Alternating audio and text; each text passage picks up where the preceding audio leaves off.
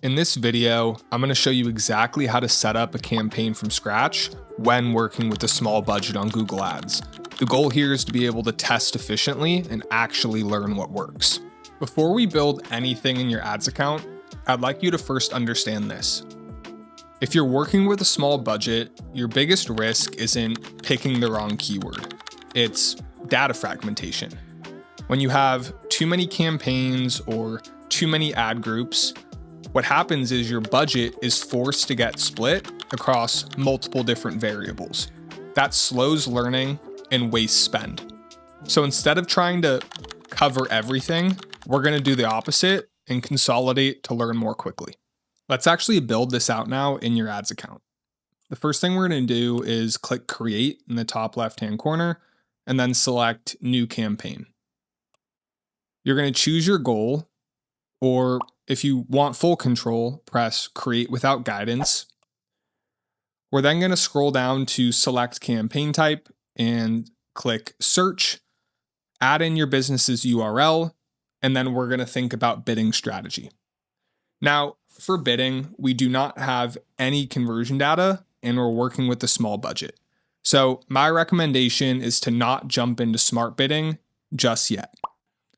So for now, we're going to avoid maximize conversions, which is going to tell the campaign, go drive as much volume for whatever goal we have set, or max conversion value, which is going to tell the campaign, drive the highest return for the goal we have set.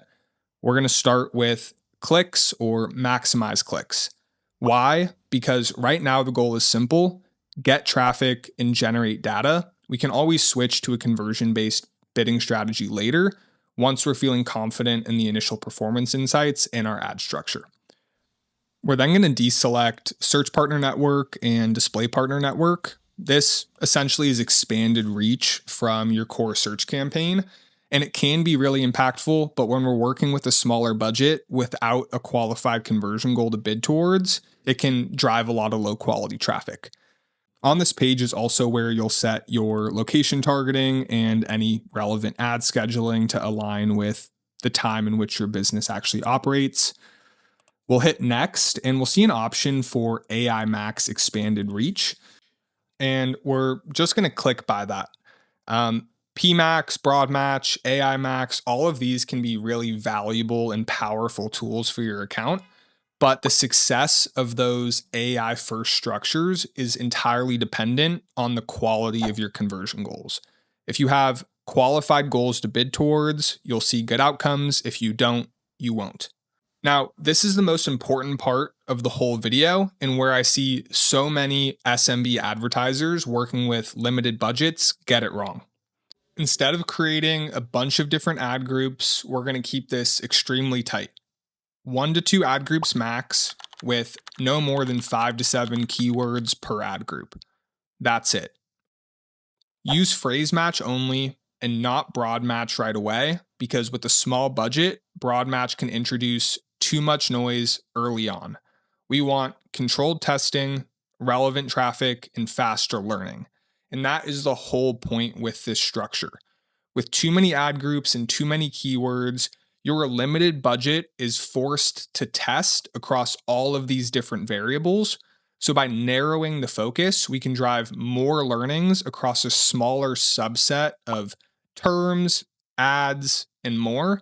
And what that does is it expedites the learning window, getting you better signals more quickly. Now, when it actually comes to building the ad, you'll create a responsive search ad. The best practice here is to include your main keywords in your headlines, speak directly to the problem, and add a clear call to action. A headline example could be emergency plumbing service, fast response, call now, or local and trusted plumbers. The descriptions are supposed to focus on urgency, trust, and outcome. Don't overthink it. Your goal right now is testing, not perfection. As we see performance data come in, we'll go back to our ad copy and make the necessary adjustments based on what actually drives real impact for your business. So let's break down why this setup is so effective when working with a low budget. By limiting our campaigns, our ad groups and our keywords, you're doing three things. The first is that you're concentrating your spend. You get more clicks per keyword. The second is that you're speeding up learning. You're driving faster data signals. And the third is that you're reducing waste, meaning fewer irrelevant searches. More data in less time equals better decisions more quickly. That's the whole game here. So once your campaigns start running, here's what you're looking for. Which keywords are getting clicks, what searches are actually relevant in the search term reporting, and early signs of conversions if the tracking is set up. Once you're seeing consistency across terms and conversions, then and only then you can expand. And that might look like adding more keywords based on top converting search terms. That might look like testing a second campaign to expand service offerings and or switching to max conversions to actually optimize towards an outcome. Do not rush this. Scaling too early is how most small businesses fail with budgets. If your Google ads aren't working on a small budget, it's usually not your offer, it's your structure. Keep it simple, force the data, then scale what works. If you found this helpful, subscribe for more Google Ads breakdowns. And if you have any questions, drop them in the comments. This is a newer channel and I'll do my best to respond to as many as I can.